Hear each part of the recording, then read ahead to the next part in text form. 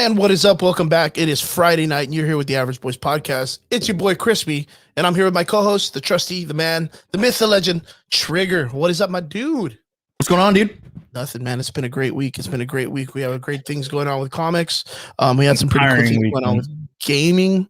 We had some really cool stuff going on with just things in general, man. Rumors and all that other good stuff. Of course, we had pretty good releases this week too, man.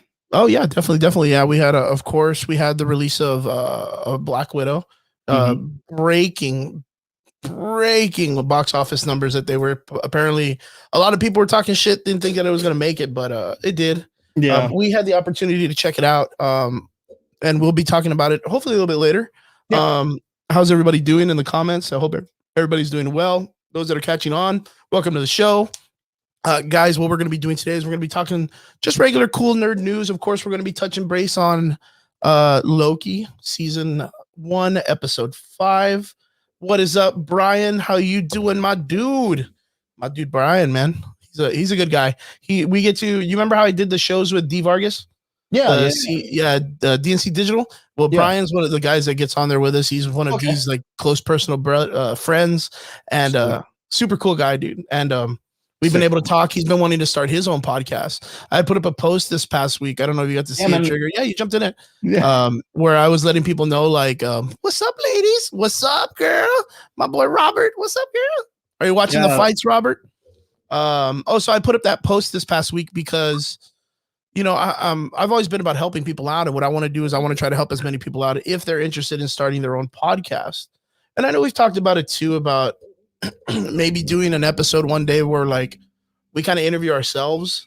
I've been wanting to do that for like ever, dude. I just feel like it's always a little rough. Like it was kind of like my idea. I was like, bro, we should talk to each other. I feel like it's just rough though, because it's like, you know, we casually talk to each other, but I wouldn't even know what questions to ask ourselves. I don't think it's necessarily that we got to ask ourselves questions, but it's more of like you know, just kind of discussing like where the Average Boys came from, what our like motivations were behind it, and then, you know, kind of like just let things flow from there. Because I mean, you know, you just posted up a memory today, you know, of your original set, you know, how it looked, you know, originally, and it looked a lot like this, you know, like, I mean, I'm using your old mic. You know, you had your ring light with your Brio and stuff like that, and you know, I mean, we've had some comeuppance. Yeah, I mean, we've had the opportunity to really grind and stuff like that. And, you know, it's one of those things, like, I just had this opportunity in my head. I talked to a friend of mine about it, and I have accumulated a really good amount of equipment. I think we both. Yeah, I think we both have. You know, like I've got a GoPro here. Oh my God, dude, I'm so excited. So I have been looking for a mount like this for fucking ever, right? And I forgot that I had one in some of my old equipment stuff. And I just happened to see this, and I was like, yes, thank God, the mount is here. I found it, and it works, and it's got the fucking 1/4-inch screw that I need to mount onto. It's almost, if I'm not mistaken, the 1/4-inch screw is kind of universal to a lot of tripods and a lot of tripod mounts. Tripod mounts. And what's really, really cool is like so we've had the opportunity with the Average Boys podcast to have a lot of good growth in the last like 5 to 6 months, like natural organic growth. Have we put money into advertising? Yes, I have. Usually in small moderations on Facebook. I haven't really done it on Instagram. I haven't done it on my RSS. There you go, dude. Little selfie stick style, dude. Fucking. I mean, it's the actual tripod, you know, like. And is that legitimate? Oh, nice, dude. That's a really good setup. That's really cool for like vlogging and stuff. Yeah. So what's been cool is, but yeah, go for it, man. I'm sorry. What's been cool is that we've really had the opportunity to of course start a podcast. Right, we started off hooked up with the guys from Titan Radio. Yeah, our boys Fredward and of course Oki and you know, everybody that's there with the group. You know, I started with another friend of ours, John. Man, he was a good cat. Hopefully, shout out to John. Hope you're doing good, man. But you know, like there were things that we wanted to do that didn't correlate with timing. And we've still talked to, Fredward and the guys from RGB Titan Radio to still work with them, but we want to maintain the style of podcasting that we're doing. And with that, we've been able to see constant growth in our show. Right. And it's very interesting because I see a lot of people out there that promote, of course, their podcast, and however they come across to doing it, that's on them, and however they feel like it. But there's a big a fantasy, like a big I'm gonna put like a screen up in front of you to only represent that I am successful by look, but not by show. And it's one of those things, like, I think so far we've had a pretty good kind of like constant set of growth that's been going very, very well. And I'm a person who likes to build my community. I like to help other people out. And I kind of feel like I want to get this like nice outreach and start a nice discussion about how we can build these type of opportunities for people in our area. So what I was planning on doing is starting this thing where I can go to people's houses, take my equipment and record their audio for them, kind of be the middleman for them. So all they would have to do is have a place that they want to distribute it, and I'll give them the audio, cut, edited, and ready to go. And then they just do like a small fee for it. You know what I mean? But if they're interested in spending the money, I'll give them the opportunity and tell them exactly how we did it. Because we're getting about, it doesn't sound like much, but we're getting roughly right now, we've been doing pretty good these last couple months, where we're getting like almost 80 downloads a month. Right. Which isn't too bad for a podcast that doesn't spend money and does advertisement for itself organically. Which, if you're interested in starting a podcast, there's a million different ways to do it. And I will tell you right now that no one way is the right way, and it's not going to make you successful. There's a bunch of people out there that are like, yo, pay me and we'll make you into a podcast in 4 easy steps, or sit in one of my classes and do this stuff. And they're just going to do life coach shit, which is they're going to be like, to be successful in a podcast, you need to be confident. You need to speak into the microphone. And they're going to tell you shit you already know, but they're not going to tell you things that you need to know, which is like, okay, cool. Like if you want a podcast and you want to distribute on Spotify or iTunes or anything like that, hello, you have to find, there's two different ways. You can find a third party that multi-streams, which is like Anchor, right? Anchor is a super popular one that a lot of people use. They try to set it up to where they use Anchor. It puts them automatically on Spotify and iTunes and all this other stuff. Or you can go with a company like I use Spreaker. Spreaker is a company that I like. It works very well. It gives us our statistics, and it multi-platforms us onto every major podcasting application that's out there. The only thing that kind of sucks about it is, for me, it does not give me an individuality to go into each program like Spotify, Amazon, and all this other stuff and mess with the statistics there. Like they control all that stuff. But it gives me an RSS feed. So if I want to make a playlist of all my stuff, it allows me to do it. It allows me to put all my playlists and stuff. So right now, if you go to our Spreaker for the Average Boys, or if you go to Spotify, the Average Boys, if you go to Amazon for the Average Boys, there's about 58 to 60 episodes that are up there right now that are available, which is a milestone for us because we've been constant at doing episodes for oof, man. I can't even imagine when we didn't do an episode. I think we've just been consistent, haven't we? Pretty much, dude. I don't think we've ever missed a weekend, or a week at least. But it's a very interesting thing to start a podcast. And if there's anybody out there that has ever wanted to start one, if you're local and you are confused by equipment or software or hardware, don't be afraid to message us. We will put you in the right direction. And if we can't answer it, we'll make sure we get you to someone that can. So if you need help, let us know. But going on to other stuff. So Triggs, what have we got going on in our nerd news stuff? Well, we did have our PlayStation State of Play this week. That's right. Bunch of highlighted video games that are coming up to PlayStation. A bunch of news for PlayStation Network. Yeah, it was really cool, man. Well, what are some things that you liked about it? What are some things you didn't like? What are things you're looking forward to? Dude, if I'm going to be completely honest, what I didn't like, I'll start with what I didn't like. Most of it. I thought it was very lackluster to me. It was very, very like underwhelming. And I mean, but that's just kind of like, I shouldn't have set my expectations all that high. The one thing that I really, really wanted was a PC port for Bloodborne. And I kind of got it. Oh, yeah, we're talking about that. Yeah, and what I mean by that is that PlayStation Now is now a PC application. So I can take my PlayStation controller and hook it up to my PC, and I can start playing fucking PlayStation games on my, just as long as I have a PlayStation Plus account. I'm good, dude. Oh, that's pretty cool. Yeah. Do they have to be like digital, like I guess digital library? It's whatever on PS Now.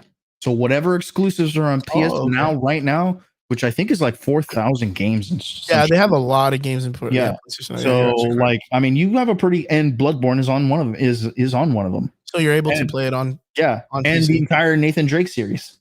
Nice, dude. That is so cool. I mean, dude, imagine running those games through my PC. Sick. That'd be great. That would be really, really good. Well, shit, Robert asked a really good question, and I wish they would actually put that on Nintendo, but we actually got a new reveal of the Nintendo Switch, which is the OLED edition, right? Yep, the Nintendo OLED. What did you think about that? Was that the Pro that we had been talking about all this time? So super funny. I say this all the time, right? Like at least once a show, I will say this. Huge YouTube junkie, right? I'm on YouTube all the time. And from what I've heard, and granted, these are the same sources that stated that we were getting a new Switch Pro and everything like that. So that the OLED edition is essentially like the DSi, like the Nintendo DSi version, right? They just took away the 3D. And the thing is that from what I'm hearing is that they put out the OLED screen because they want a fresh model, because the Switch is becoming outdated. That they need a fresh model and something for holidays, so that when it does pick up back in the holidays, they'll have a new product to release. So because they can make money with. Yeah, so that they can still grab. But the thing is that originally, yes, they wanted to release the OLED screen with the actual like Nintendo Switch Pro, which is supposed to have a new chipset. But because there's such a silicon shortage right now, they don't have the hardware necessary to actually give a hardware upgrade outside of the OLED screen. Oh, geez, that sucks, dude. Yeah, so it's complete garbage. Yeah, dude. Yeah, and it sucks, dude. It really does, But am I gonna get a Nintendo OLED? Honestly, probably. I have the money. I can fucking do it. I'm probably going to. It's probably going to be my new Switch. It is what it is, But the thing is that I want it because I want the clarity. Like I want to be able to like enjoy these games, with a clear picture. But at the same time, this also does not change the fact that they're still using the Tegra X1 chip, which is a completely outdated, SoC, even in 2017 when the fucking Switch first released. And so thus the problem, like if I were to play the Outer Worlds on Nintendo Switch, which runs fucking horribly on the Switch, by the way. Oh, damn. I'm just going to be able to see this game shitty clearer. Granted, it's still a 720p screen. It's still, like it's not a vast improvement outside of the fact that it's just a better looking screen. Okay. And what kind of news have we gotten on the Pro then? On the idea of them getting like this? Is it because of the update or the shortage and shit that's going on with all the finite resources for hardware and stuff? Which is the same problem with like the 3080, right? Yeah, with the 30 series. I mean, with all GPUs. Yeah, because they're not able to get the resources. It's not just that. Like, yes, that has a large part to play in it, because there is a finite amount of GPUs coming out, but scalpers keep hitting them. Now, what they started doing, and I love the fact that they're doing this. They're getting really, really smart. Is what they're doing now is like Newegg, B&H Photo, Linus Tech Tips. You know, a lot of these big companies are starting to now instead make their sites to where you need to go through steps to be able to buy. Oh, so in case it's bots buying it, in case they have the bots buying. Yep. Okay, I get you. Robert also puts in the comments, I know the screen is a little bit bigger and looks more colorful, so hopefully it's worth it. Well, I mean, you're paying an extra $150 for a bigger screen and more color.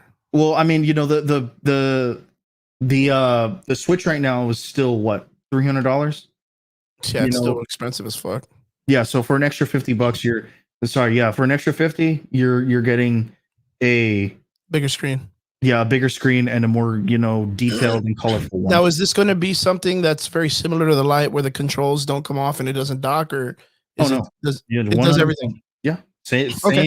Cool. Actually, that's not too bad. But here's the thing: the people, and I know people like this, they only play docked. Yeah. So this does not affect them in the least. What do you mean? It doesn't make the image a little bit clearer, like when you transfer it to television or anything, HDMI? Why would it? It's the physical screen on the Switch, not what's being outputted to a TV. Yeesh. Okay, so here, I know this is going to look a little bit funny for you guys. Okay, so to give a little bit of perspective, right? We got me, my face. So we got my screen right here. We got another screen right there, right? Mm-hmm. That first screen is a 1080p screen. That's the most it's going to be able to fucking run anyway, is 1080p. The other screen that I showed you was a 4K screen. If I hooked it up to that, it's going to look amazing, but it's still only going to be in 1080p. Yeah, size-wise, right? Yeah. Well, not just size-wise, but quality-wise. So, I mean, you hook it up to a 4K TV, it's just going to look really clear, but it's still only a 1080p signal. Wow, it's interesting, man. But that's the way the Nintendo Switch originally runs, isn't it? Yes, but the upgrade was going to be a 720p 60 with a 4K 30. With a 4K 30. Yeah, that was supposed to be the change, but they haven't hit that yet, right? Jeez, man. Oh, but the new Switch. Did forget this. So the Switch is currently, they have, I think, only 2 gigs of RAM. I think the dev kits have 4 gigs. And but the new Switch models that are coming out don't have any extra RAM, but they do have double the storage of onboard storage. So instead of the 32 gigs that you get originally on the Switch, you're now getting 64 gigs. Oh, wow. That's actually pretty good. Yeah. So wait, okay. So in your opinion, the OLED Switch, is it a buy or a wait? Depends on your circumstance. Give me a reason. Okay. I play, me and Audrey play, we play like almost entirely undocked. So for us, it would kind of make sense. An extra $50 that we would spend on a brand new Switch, we can get a clear and slightly bigger Switch. Might be. It's one of those things like, do you really care about it enough to spend that money, or do you not? For people who play it docked primarily, 100%. Don't do it. Don't need it. It's not going to affect you in any way, shape, or form. Just wait it out until maybe the next upgrade. 100%. Okay, I can see that. That's pretty good. Back to the Sony talk. Sony State of Play. I am not impressed with the amount of battle royales that are coming out. Right? I'm kind of tired of it. A fucking battle royale. Yeah, I stopped playing Warzone. I refuse to play that. Refuse to play that game, and I got friends who will die by that game right now. And I'm like, I played it.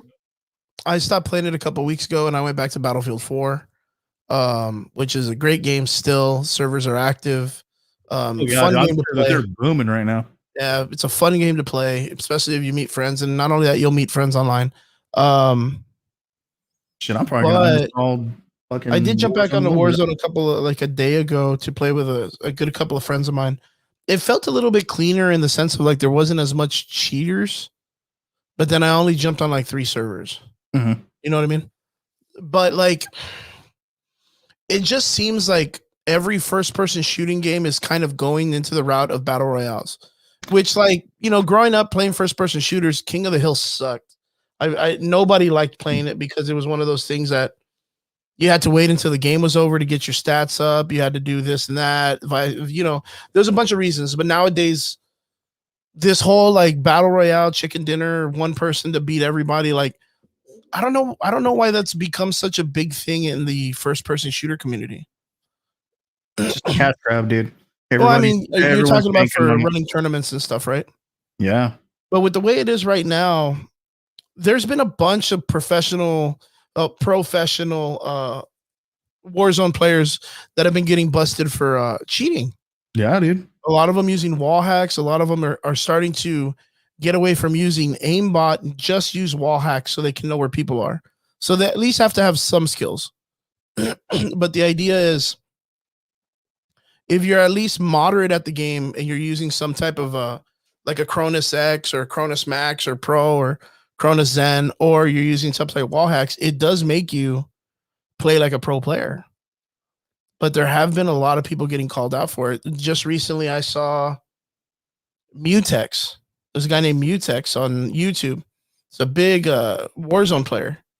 He just got called out because he was talking to people in his comment section, and some of them were saying that, you know, they didn't like some of the shit he was doing. So he was going to show them how to cancel out of the chat. Like, oh, if you don't want to be on my Twitch chat, I'll show you how. And when he did it, he opened up his desktop, and someone noticed that he had a Cronus Pro app in the background. Bitch.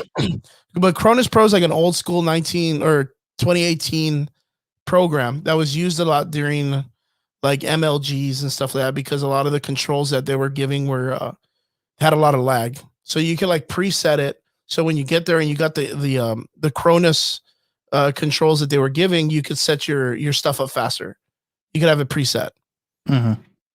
Which is the excuse that he used. And he said that he hadn't used that program in a long time. And there was this guy named Badman Beeman. That's another guy. And he calls hackers out online. That's like, he's like a drama channel for esports players. Oh my God. But a lot of people started bashing him because of the excuse that guy gave, right? But when the guy the problem was when he went out there to rebuttal what that bad Beeman guy was saying about him, he opened up his add and remove software, and it showed that he had just installed the program in 2020 or in 2019, which was right coronavirus. So for the program to be around for 2018, 2017, but for it to be installed in like mid-April, like it showed that he had lied to everybody. That he was trying to make himself look like he wasn't a liar, but he did lie about when he downloaded it. So he had claimed that he hadn't used that program in 5 years.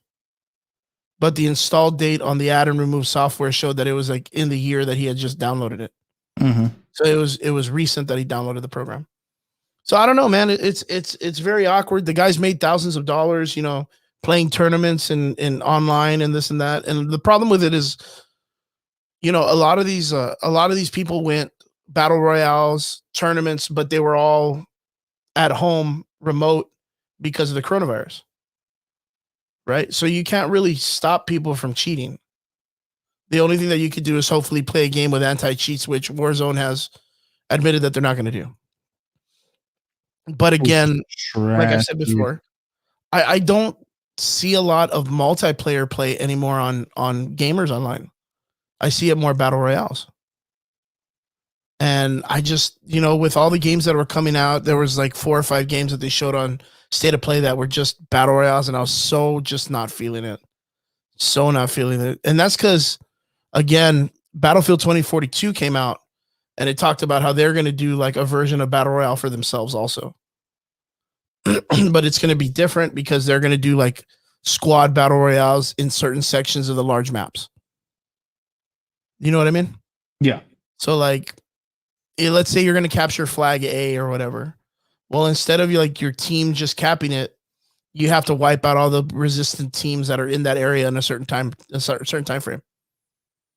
So it ends up being like a battle royale, but in a large capture the flag map. Which, I mean, will it work? I don't know. I'm not really sure. Battle royale games are getting very tiresome, very overdone. Battle royale. I mean, Battlefield itself, though, as a game, hasn't made a good game in a long time. I think Battlefield 2 was all right, which was the one that just came out. No, Battlefield 5, right?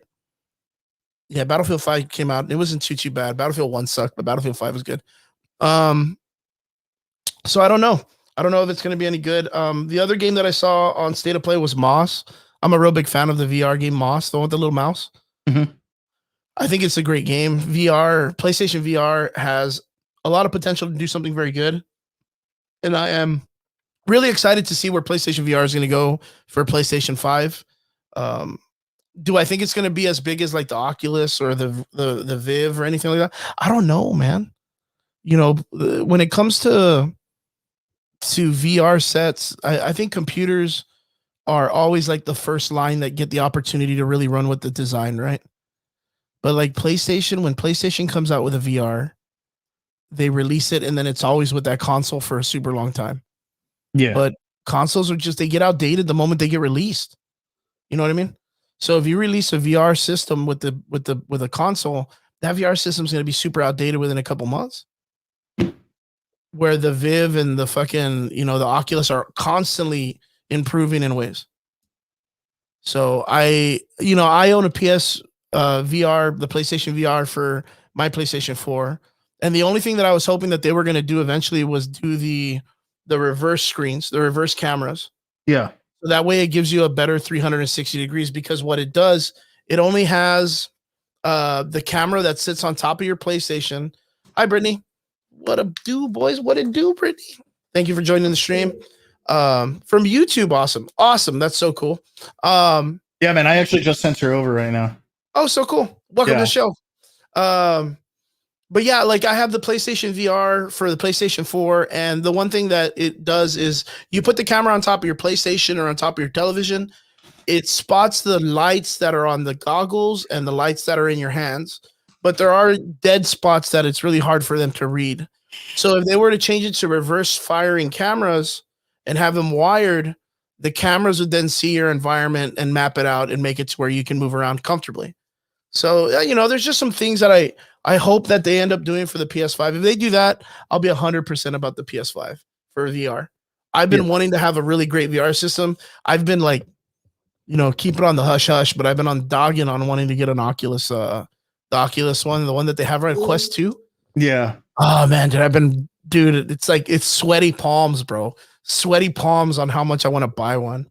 But yeah, for what it is, I mean, my computer itself, it's for what it is, my computer, I don't think it'll run VR that well because I don't have a good graphics card.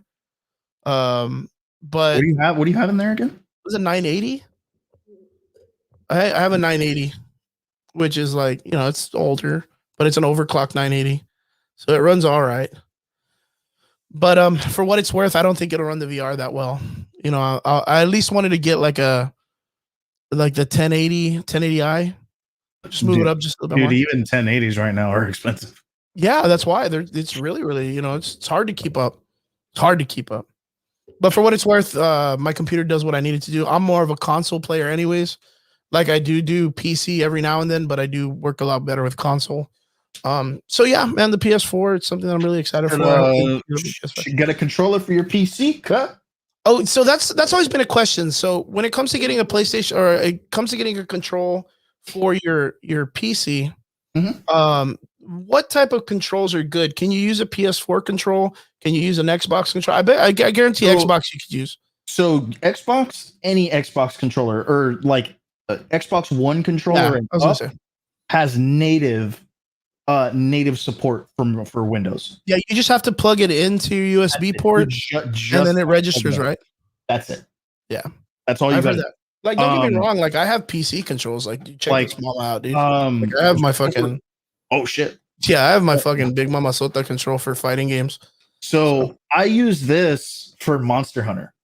This is like I can play Monster Hunter because I've kind of mapped things out on like my keyboard and my mouse to make Monster Hunter play a little bit better. But since I've been playing on a controller pretty much my entire time, I feel more akin to this. Okay. So it's just easier for me to play instead of learn a brand new control set all over again, which shouldn't be the issue because like I'm so used to PC playing. You know, like I can't touch my hands to a keyboard without them immediately going to WSAD. Oh, like, okay. I get you. It is muscle memory that I do that. But you know, with things like that, I kind of just like, okay, you know, I'll make like the switch. There are games that I do have, like Resonance of Fate. I bought Resonance of Fate for off of Steam, and it's a 4K edition. And you cannot run that game unless you have a controller. It is not like has very very minimal PC support. It's a bitch and a half to play, like without a controller. Another one, same thing. And this has some PC, you know, support. It's just I gotta like learn all the buttons and shit. Would be dot hack. Oh, dot hack. Yeah, I remember that. So you know, I've got those games, and you know, I mean, you almost need a controller for those. Yep. But other games that are controller, you know, that started with controllers are, you know, or like Grand Theft Auto. I can play that game fucking great on a PC, you know, without a controller. But they're set up to be played with a controller. With a controller, you know, that's how they were built. But I do just fine, you know. So if anybody ever wants the opportunity to be able to use a control with their PlayStation, I mean with their PC, yeah, it would probably be better for them to just go Xbox. Yeah, just get a $50 Xbox controller. There you go. And you're good to go. Yeah. Is there any other software that they need to like plug in and map the buttons out? Nope, don't need to. Excellent, man. That's super cool. Just as long as your game has controller support, your Xbox controller will be just fine. Dude, that's dope. That's dope. Yeah, but so like now, let's say you wanted to go into PlayStation. You can connect PS5 and PS4 controllers to your Xbox, to your PC. Yeah, you know, and that's 100% a thing. You know, they still register. I cannot remember if there actually is software needed. I don't remember, but I'm using an Astro C40. So I had this is like a PC / PlayStation controller. So it registers on both. Oh wow. Yeah. So like there's no real like I have to download something. I do have a program for this controller so that if I wanted to, I can change, you know, the sensitivity of like my controls, you know, or like my, you know, my thumbsticks and everything like that, and you know, like my triggers. But you know, it's like how far everything has to be pressed before it's activated, things like that, you know. And there's a lot of customization. I do like this one as well because you can actually take this faceplate off and switch things around. So if you wanted like an Xbox configuration, you can have an Xbox configuration. That's very cool. So it's a really good way to get. That's another type of control. Yeah. All right, man. Well, let's talk about some other stuff now that we got the PlayStation stuff out of the way. For what it's worth, State of Play was all right. They really didn't give us anything worth. I think Death Stranding came out talking about a director's cut, but for what it's worth, you know, Death Stranding is a cool looking game, but it's boring as fuck. That's my opinion. Yeah, no, that story is fucking fantastic. Yeah. Super good. It is a bitch to finish though. It took me like 4 solid days. And I mean like woke up, went to bed playing just that game. Jesus, horrible, dude. Yeah, it was a fucking chore. But I finished it and now they want to add more. Like more shit to it. And I'm director's cut. No, you can suck my director's cut, dude.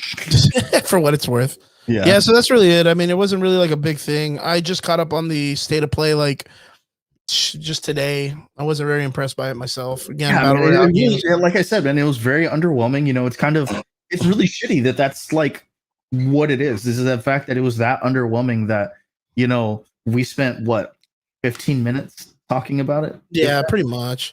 And you know what? Like it's interesting because a lot of these companies have changed the way that they kind of like interact with their communities now because of the coronavirus.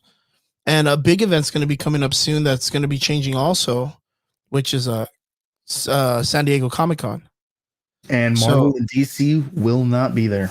Yeah, so from the news that we heard is Marvel and DC's will not have Hall H panels or any panels or actually nothing. They're not going to be involved in it at all because Marvel and DC are going to be doing their own individual events, which kind of takes away from the prowess of, well, if you take away the two biggest heavy hitters in the industry when it comes to comics and films, what does San Diego Comic-Con really have to offer? Nothing that I care about. I mean, even for what it is, like, I mean, I'm pretty involved with cosplay stuff, and most of the cosplayers that are really popular don't get invited as guests, which they only invite like a handful of guests. Yeah. They just show up outside of the convention in the front, like where everybody kind of like correlates. Yeah. Before you have to buy a ticket to get in, and they just hang out and meet fans and take pictures and make cash out there. So even with that, that's already like a weird situation. So I don't know, man. It's very weird to hear that Marvel is not going to be Marvel or DC is not going to be showing up to Comic-Con. Yeah. But I mean, for what it's worth, I mean, right now Marvel is making big moves, dude. Big moves when it comes to what it's doing. You know, with the release of course, all their Disney Plus series. You know, they have another series coming up. I know that Loki right now is on their 5th episode, going on their 6th, which we're going to talk about a little bit later. We also have in August, we have Marvel What If, which is going to be coming up, which is if you don't know, one of Chadwick Boseman's last performances before his passing, which I'm already excited to watch it just to see him do Star-Lord. Right. But you know what? There's some really interesting things coming out of Marvel, man. You told me that someone interesting met up with Kevin Feige recently, and it made some headlines, man. So yeah, dude. What was it? It was a Hugh Jackman. Yeah, man, Mr. Wolverine himself. Yeah. You know, was just hanging out with Kevin Feige. What that means, who knows? Yeah, we're not really sure. I mean, for what it's worth, I mean, there has been some like cryptic messaging from Kevin Feige. You know, he's been out there putting out, you know, what did he do? He put out like a text message of or a tweet, an Instagram. You know, with his Wolverine shit. Yeah. That he put it up there, like, and yeah, dude, like that he put a picture up of what, the claws? Yeah, of his Wolverine claws, man. Yo, that is super dope. And then of course, like there was a released photo altogether of him hanging around with Hugh Jackman. But what do you think that means, man? You know, it's just one of those things. Look, so if you look at things in the information that we know, like for sure has been confirmed, and one of the things is, so if you look at like the situation as a whole, Ryan Reynolds and, you know, Hugh Jackman are very, very close, very good friends ever since, you know, Wolverine Origins, right? You know, and you know, Ryan Reynolds has been wanting to play Deadpool, you know, ever since then. He finally got his chance. They made 2 rated R movies. They were fucking huge box office successes. You know, Ryan Reynolds being Deadpool, you know, just the born, you know, Deadpool. And then Mr. Hugh Jackman, you know, who Ryan Reynolds has been trying to get into his films, or, you know, have. Yeah, he's always really pushed for it. And, you know, he's been fighting for that for just as long as he's been wanting to do Deadpool. So the fact that we now have a confirmation that Ryan Reynolds and Deadpool will be in the MCU, and they will continue to have a rated R movie, and Kevin Feige and everyone has stated that Deadpool will be the only rated R MCU movie, because I mean, who the fuck wants a PG-13, Deadpool? Of course. It's not exactly out of the realm of possibility that we could see, Wolverine in the next Deadpool movie. You know what? I don't see it as a bad situation. I don't see it as a not happening either. But my thing is, for what it's worth, for what Fox did with all the Marvel characters and how they were up and down with the movies and stuff, I kind of feel like the Logan was a really good send off for Hugh Jackman's character. It was. It's one of those things where, like, man, yeah, I completely agree. Like, you had a beautiful send off for Hugh Jackman's character of Wolverine, and for him to jump back into the MCU, you're kind of like, well, does this disprove that? Does this do this? Does this do that? It's gonna ask more questions than it answers. Not that it should be answering any questions, but at the same time, I mean, you have a lot of things that like could come into play, and a lot of people are like, man, like, what are we gonna do? Like, what's really gonna happen? And right now, I think people should just take everything with a fat grain of salt, and wait for things to come and wait for them to be released in their time.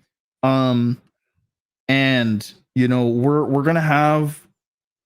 I'm excited for Phase 4. Really, really excited for Phase 4. Phase 5 coming up, I'm sure, within the next 5 years. And it's gonna be sick, dude. It's gonna be real sick. My biggest thing is, I think Hugh Jackman, of course, wants to die on his shield when it comes to the Wolverine character. I agree. I mean, he's playing that character for 17 years. Oh man, dude, 17 years, which never replaced, never shot down the idea of doing a time travel and coming back from the past and being the same dude. Like when he did X-Men First Class, and he came out and did the Weapon X kind of like thing with young Jean Grey.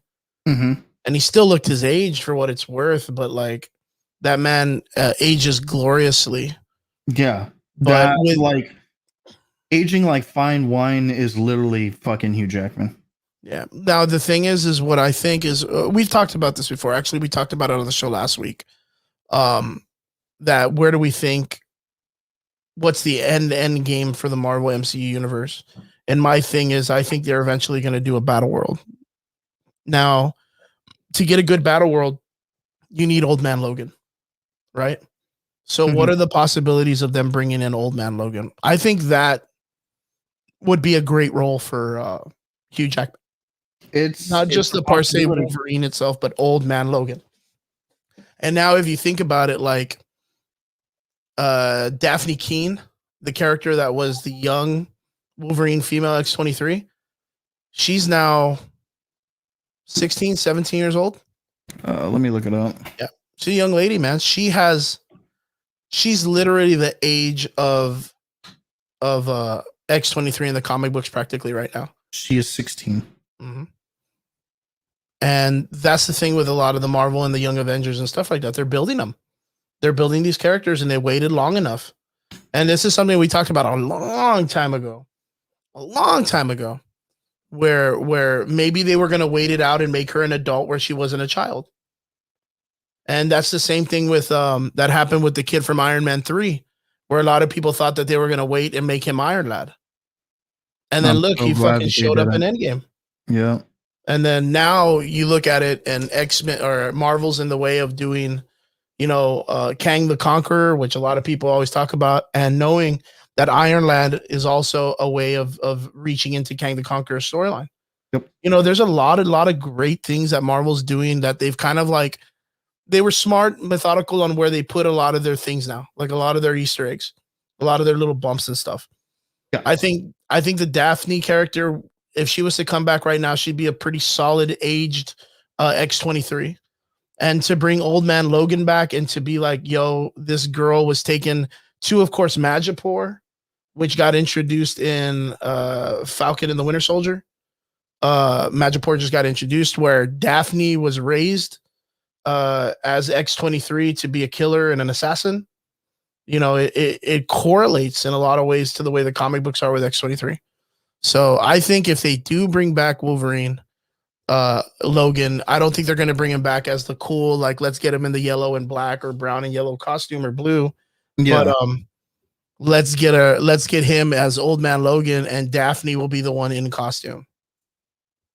I think that's where I think that they'll bring back. So, and I think it'd be a great introduction to have a Wolverine, the Wolverine female.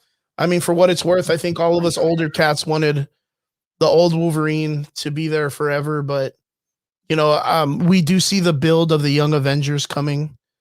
So we're gonna have to kind of pass the torch to the younger generations. Yeah, man.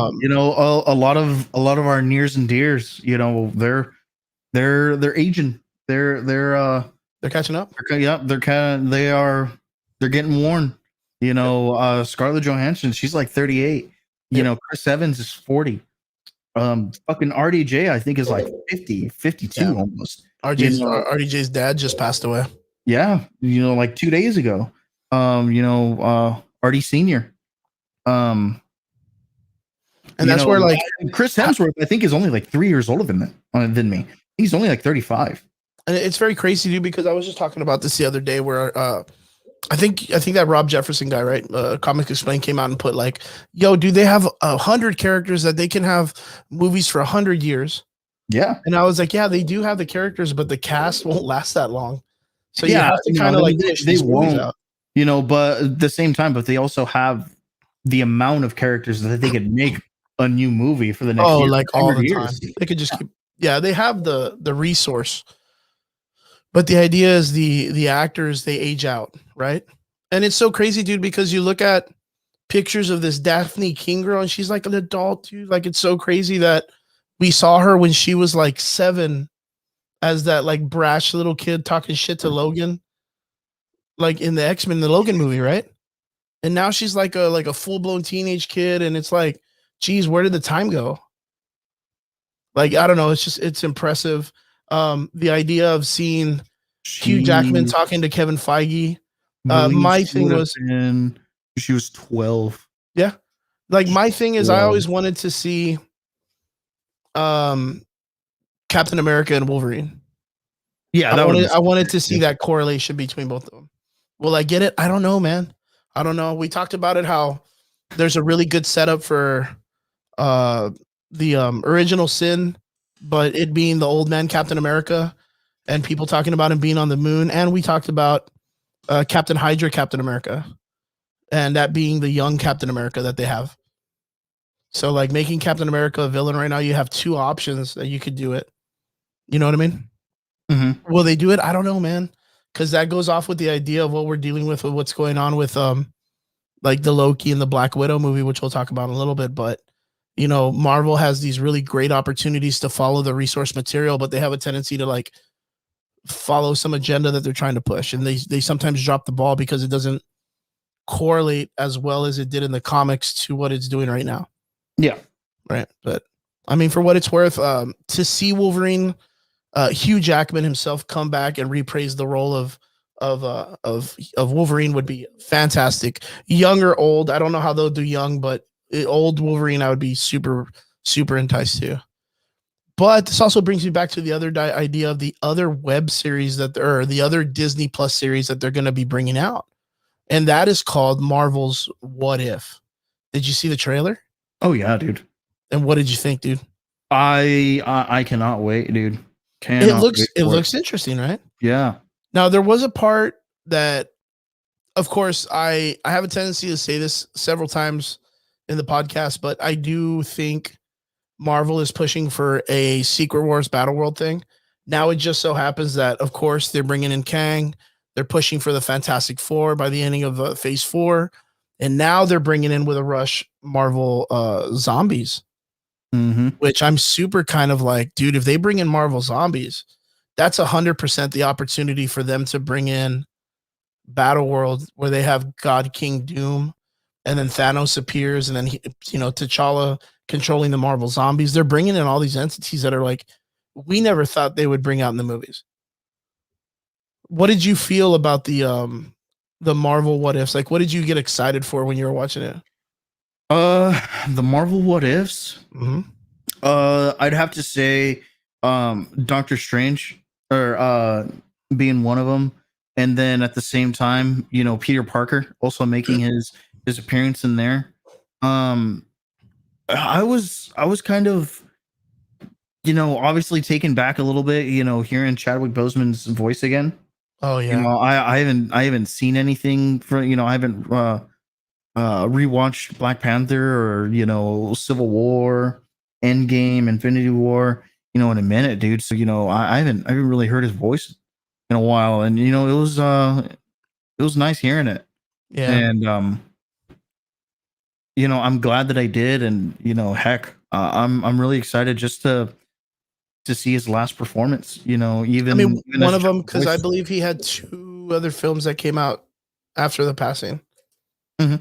Yeah, so this is one of them, and it's exciting to see him voice the character of T'Challa again. I mean, um, it was horrible on the sense of him like being sent back and stuff like that, or being taken away in such an early part of his life, but such a great opportunity to have him here and give us this opportunity in this character. So Yeah.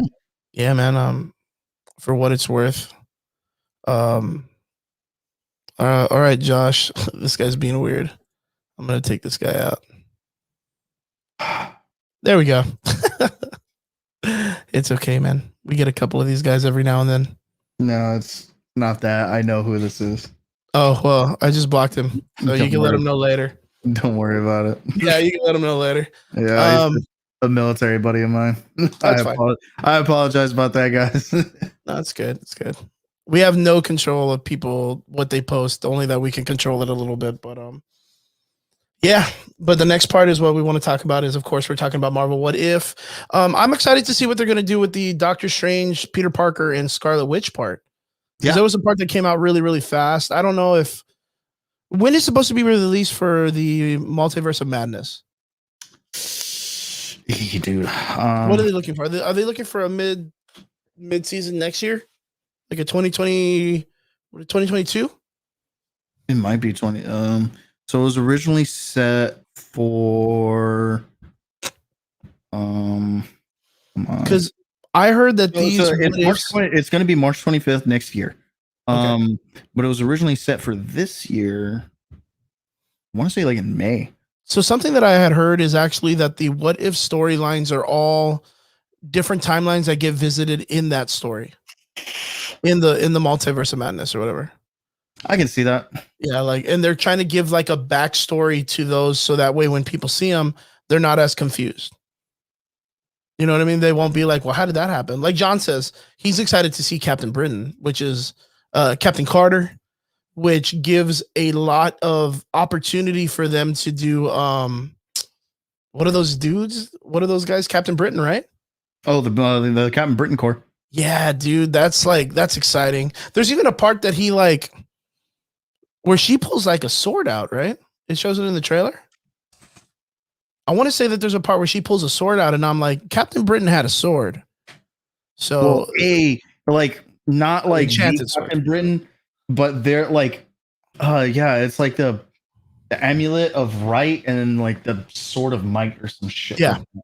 And that's cool. Yeah. Like if that ends up being something that she pulls out, that's going to be something very cool, because that gives homage to knowing that Marvel is interested in some way of portraying a Captain Britain, which we always talked about, that it would be great if they bought Henry Cavill and they just screwed over the DC universe. Right? That would be a slap. Well, after what fucking, DC just did to him, dude, we should take it. Yeah, Marvel should definitely jump on him. They should definitely jump on him to get him. But yeah, it would be very, very cool, man. Captain Britain is an interesting character nonetheless. And not only that, if you go back to, oh yeah, we'll talk about that too, Brian. That was interesting also. The Gamora was in full Thanos gear. The Captain Britain part, when you go back to Marvel Infinity Endgame, and Steve Rogers is staring at Peggy Carter in the window when he goes back to the 70s, they actually pull up a file and on that file is a Braddock's name. Yeah. Yeah, so it's actually already giving this idea that Peggy Carter was already in research of Captain Britain. So even cooler, man. Even fucking cooler. If she was going to be the standing grace between the Marvel universe and bringing in the Captain Britain Corps, I think that would be fantastic. Yes, Brian says Gamora in full Thanos gear. I think that's going to be kind of like a callback to her being. We just talked about it. The other one was the one that she kills him. Oh, when she's Requiem. Yeah, Requiem, right? In Infinity. In Infinity. I think that's going to be something that's very, very interesting. Well, not just that, dude, but it also there's the Killmonger saving. Dude, that was very cool because we know that Killmonger did get into the military. We know that he had a bunch of different missions. And what are the odds that he ends up being saved by Iron Man? Or Iron Man saves him and then like invests in him being like a roadie or a war machine. That would be an interesting story nonetheless. That would be really damn cool. Actually, what's very, very cool is that one shot. Another one that I really liked was it looked like the Guardians of the Galaxy, was actually in the Battle of New York. Yeah, where it shows T'Challa, it shows Gamora, it shows Killmonger. Killmonger is the first character on the far left in that group shot. And that's where I was even more impressed because I thought it was Black Panther. But you have Killmonger, but I don't know if it's going to be Killmonger who is wearing a costume by Tony Stark rather than a vibranium one. You know what I mean? So he would be like Killmonger, the War Machine variation. But man, they're so cool. The one thing that I had a question about, and I don't know if you caught this, who is going to be the Hulk? So I'm actually watching it right now. Is that Steve Rogers? Honestly, this is a redhead, man. So I'm wanting to say that that's Black Widow that's in front of him. It looks like her. It looks like Black Widow, right? But of course, I'm also saying that it possibly could be Peter, but I doubt it.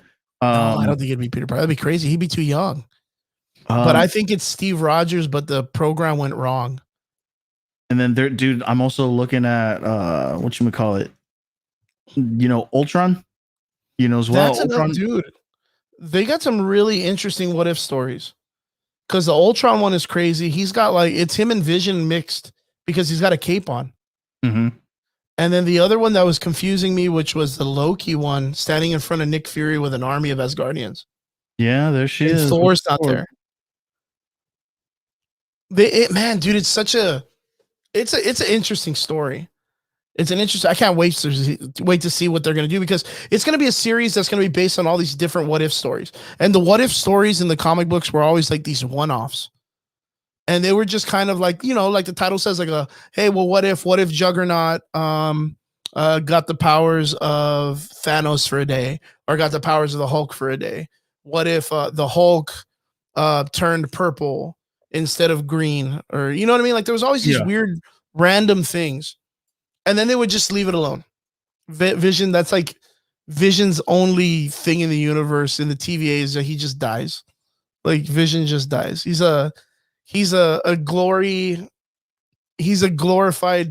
jewel or ring holder for the fucking Infinity Stone. That's his only purpose by the TVA.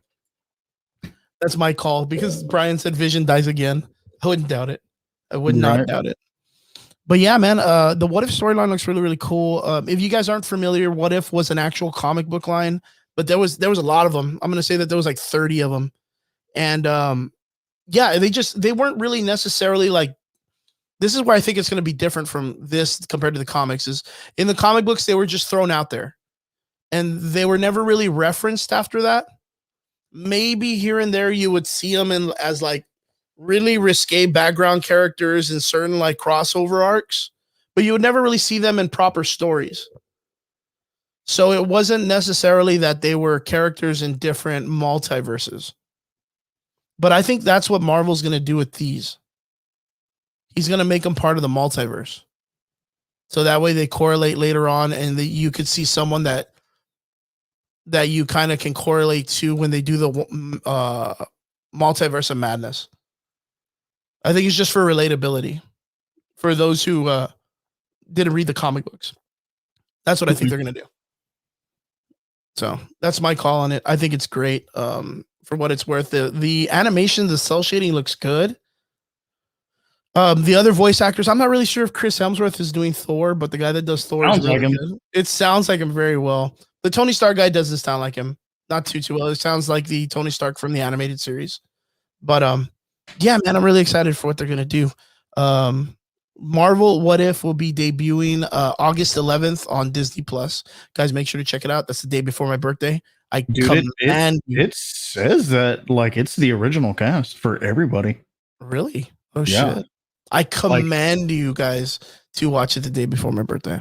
And I want comments all over my comment section about what Marvel What If in my comments. Yeah, dude. Dominic Cooper is even Howard Stark again. Wow, dude. Yeah. Well, cool. I mean, hopefully it's right. Because I'm telling you, RDJ did sound a little weird voicing his voice, but you know, sometimes it does that. And I guarantee a lot of people did their voices during the coronavirus and they had to get their own equipment. So could have been rough. It's been rough for all of us. But onwards to greater things. Trigger. First initial reaction. Here we go, folks. We're getting right to the meat and potatoes of this. Loki, episode 5. Dude, it was sick. What did you like? What did you dislike? What do you feel is going to happen? I need to know. Immortus, dude. I think it's Immortus. Immortus? Yeah, dude. Okay, you're going to have to explain for people who don't get the opportunity to read comics or haven't. Who is Immortus? So Immortus, people attribute him to being like the King Prime. You know, like a lot of kings are like derived from him, sort of thing. He's oh man, dude, he's just a fucking time traveler, dude. This guy fucks with timelines, you know. And we had a are we in spoiler territory? We doing that? I mean, you'd have to understand that, you know, Loki episode 5 came out, granted, Tuesday midnight, Wednesday. Yeah. So we've had a good amount of days. Okay. Hey, what's up, Kyle? Stop, dude. Vision. So we first and foremost we see Alioth, right? You know, like huge king reference, you know, all in that. Yeah. You know, just him being in the fucking episode, you know, because he is an Immortus King like adversary. I'm not even gonna say villain, I'm just gonna say adversary. I mean, with the way the show's doing it, they're making him like a guard dog of somewhat. Yeah. So I mean, obviously they're changing things as very Marvel-esque that they do. You know, what they do. I'm not even mad at it. It's to be expected. If people think that they're gonna stick to only, you know, comic book continuity, man, you're in for a rough one. You know, but more on that is that, you know, first and foremost, you know, like I said, we have Alioth, and then at the very, very end, we have a castle. So a lot of people have been speculating that this is, you know, that's where Immortus is. He's just at the very, very back end, biding his time, and you know, Alioth is just there in between people just to keep them out, so that he can run things his way.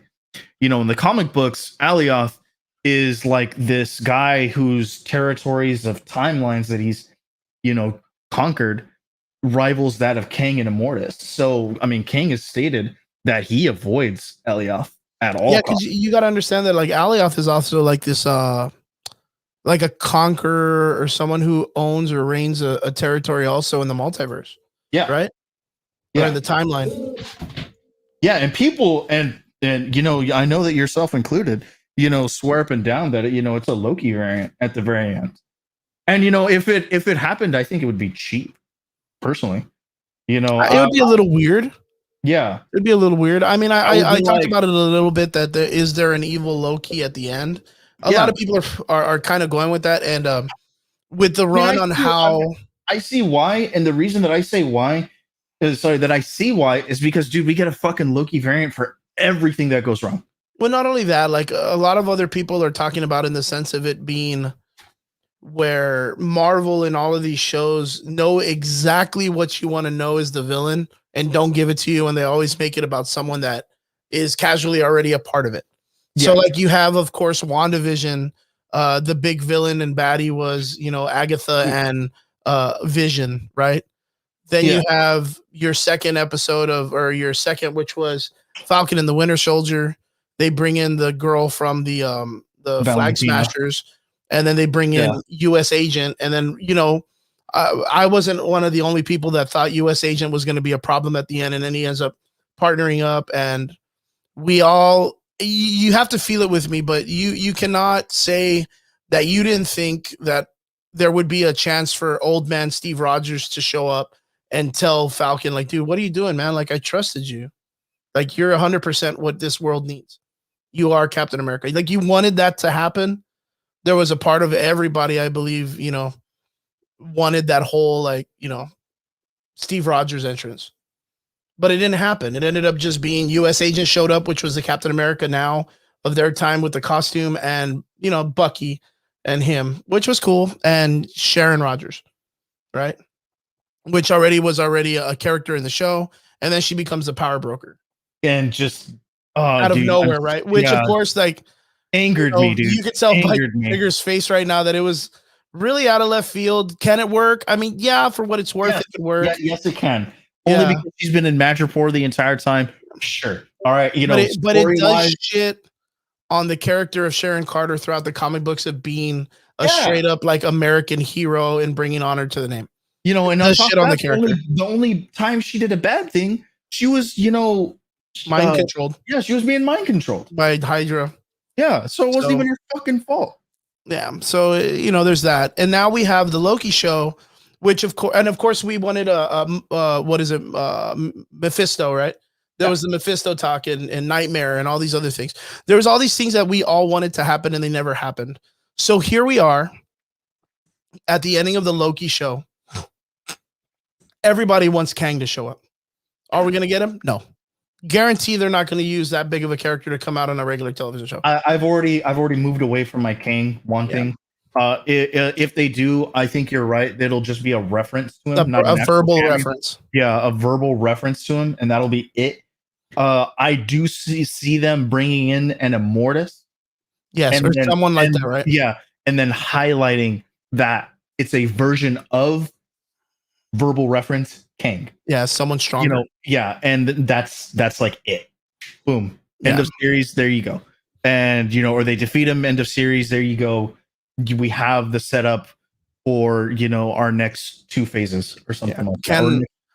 Now, is there a possibility of it being the Loki variant? I mean, for what it's worth, I talked about this 2 episodes ago because it felt right when they brought in Richard Grant's character. Yeah. And we all had this idea that he was going to be the old King Loki. That's the evil, like slimy version. Yeah. But he ended up being classic Loki, 1960s Loki, which is really from Mysteries. What is it? What was it? Tales into Mystery. Journey into Mysteries, right? Journey into Mystery. And I love that they gave that title to this one. That's really what it was. Yeah. All of those nods were from Journey into the Mysteries. Yep. Literally that everything they gave. Yeah, the Thanos copter, Throg, classic Loki. Which I was disappointed with the Throg one, man. I loved it, but I was disappointed. But I'll tell you that. Did you see Yellow Jacket's head blown up? Yeah, but it was huge. Yeah, but it was huge. And then they had the Living Tribunal. Yeah, they had Tribunal. You ended up seeing if you blew it up. There's the King on the Avengers Tower, but it's called Kang with a Queng, which was Nathaniel Richards. He was like a runner of that program. It was like a Roxanne or something. Yeah. And then another thing that was there was one of the helicarriers was there from Civil War. Yeah, no, something like that. Not Civil War. Winter Soldier. Yeah, but it was a helicarrier. It was a helicarrier from that, which was one of the three, the Triskelions. Yeah. And then the Sanctum Sanctorum is in the back of the whole like Manhattan shot. And then of course you had the boat from the Philadelphia project, the one that apparently like disappeared. Oh yeah. Yeah, that was there. You know, I mean, for what it's worth, the show's been doing a lot of this like human history, like actual things that happened that were kind of like urban legends in our world.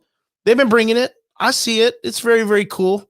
Yeah, man. You know those conspiracy theory things. You know, like DB Cooper. Yeah, you know, DB Cooper and stuff. I think it's great. Plumbus, the fucking arcade.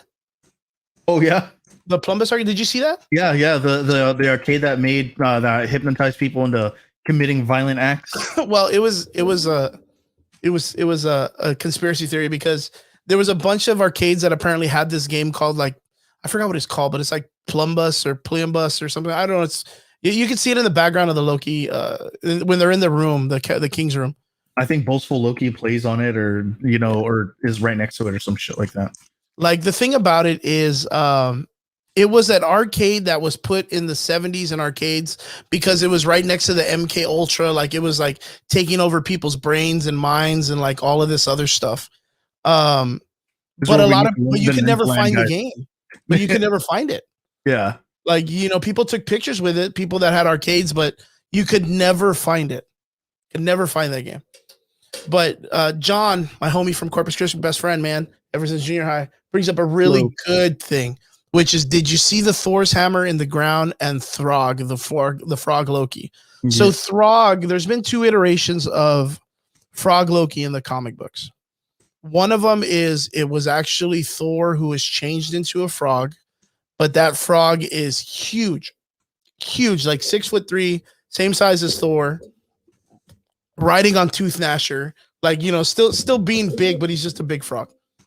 And then there was the second iteration, which, if I am not mistaken, was you're gonna have to look this up for me, Triggs. It was a black guy named Sam something, and he actually he was turned into a frog through some like witchcraft or a spell, or I don't know what it was. It was something that turned him into a frog. Simon Walterson. Yeah, so, there you go. It was a black guy. And he ended up being turned into a frog, and he didn't know how to turn himself back, and he was all bummed out.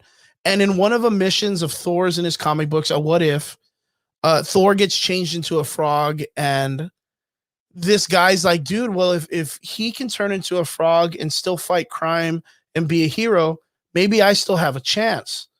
And at that time, Tooth Gnasher, which is one of the goats of Thor that are super huge that pull his carriage that he can fly with, stepped on Mjolnir and actually knocked a little chunk off of Mjolnir's steel, and it fell on the ground. And when the frog touched it, he turns into Thor frog, but he stays the tiny size of a frog. And he goes around and does like really cool, like little missions. He's really good friends with Lockjaw from the Inhumans, which is one of the greatest things. You'll see him recently in comic books. He just beat the shit out of Donald Blake on the Return of Donald Blake to the World. He Donald Blake tried to swallow him, and he fucking broke all his teeth when he flew out of his mouth. It was so good. Mm-hmm. But Throg puts it on him, and Donald Blake is a strong dude, man. If you guys haven't read that comic book on the Return of Donald Blake, that is a great story of recent Thor comics. But the thing that I was telling Triggs is that the reason why I was disappointed is because now that he's been in this show, now you know they're probably not going to use him in any other films because it puts him in somewhere in the universe. Yeah. So like now there's no possibility to see like Throg in the next Jane Foster storyline. Yeah, probably. You know what I mean? Like that kind of sucks because I do like the story of Throg, and they do give him a lot of respect. And they no matter what, Throg always kicks ass. Like, yeah, he gets his ass kicked sometimes, but you expect that because he's a frog. But when he's beating the shit out of like normal sized superheroes and he's putting it on them, like kind of makes you excited to see the animals do some justice. So, but I was telling Trigger that my theory on that was there's a scene in the film where Loki of our timeline goes up to classic Thor, Loki and says, hey, you wear the horns. Why is it you follow the child? And then classic Loki turns around and says something, you'll take heed and learn to respect the child. Because he's a king of this domain. Right. And then, of course, Loki says, well, I don't get it. Like, well, what was your Nexus event? And the child then turns and says, I killed my Thor. Now, with all the iterations of Loki that are out there, none of those timelines, he kills Thor, right? Could that be the creation of the Nexus event? Yes, because he killed Thor. And none of the timelines does Loki ever kill him. And if he killed him, yes, that would create a Nexus event. But classic Loki then gives this really great speech later as to what happened to him, which Marvel listens to us, guys. They listen to us. And the reason why is because classic Loki then says, I hid from Thanos. I didn't get killed by him. I survived because I hid and I played as debris on the ground, and my magic was so good he couldn't realize that I was that good. But then I wandered, the skies or the space for a long time, and then I was by myself, and I felt lonely and I didn't know what to do. He literally did the theory that everyone was talking about, that Loki did not die at the ending of Endgame, or at Endgame in the beginning. Like they literally quoted that as the thing that survived him, which is cool as fuck. Because I mean, Marvel does listen to the fan base when it comes to that stuff, right? But I think it's because he says that he missed his brother. Like he literally missed his brother, and that's what broke him out of solitude. So can Loki kill Thor? I don't know. I don't think it's in his I think it's in his nature to want to do it because he's Loki and he has that glorious purpose thing. But to kill his brother, I think he does love his brother completely. I think it's one of those things where it's kind of like a Batman and Joker, like I can't kill you, I don't know what I'd do without you. Yeah, pretty much, right? Just lives to fuck with him. I mean, even if you think about it, classic Loki is kind of based on Joker in the comic books. Yeah. Right. And that's why I truly believe that King Loki, the child Loki, actually turned his Thor into Throg. He turned him into the frog and captured him in the jar and put him under the ground, or hit him like by burying him. And that's why the hammer is next to him and he doesn't have his own little hammer. That's just my theory. So I don't think he really killed him, which through and through still makes child Loki an innocent. Which, if you do not read the comic books, the ending of episode 5, just the whole entire aspect of when they leave that group of Lokis that are fighting President Loki and all the other weird Lokis that are there, when it's just left with our Marvel Universe Loki, the child Loki, and the classic Loki, that was Marvel literally giving homage to every iteration in the comic books of Loki that was good. So you probably wonder, like, or say, man, dude, Richard E. Grant was amazing at the end. Like when he decided to stay and cast the illusion of a full Asgard as a Nexus event, and then getting Eliath to come and attack it, and then finally dying by Eliath and saying like those two badass words at the end, glorious purpose. Yeah. And then his stance, dude, when he's standing there and it just slides by, dude. It was such great cinematography, but that literally gave homage to Siege. 100%. That was when the Void was destroying Asgard. And Loki comes out, reactivates the Norn gems, gives the Avengers the powers to win.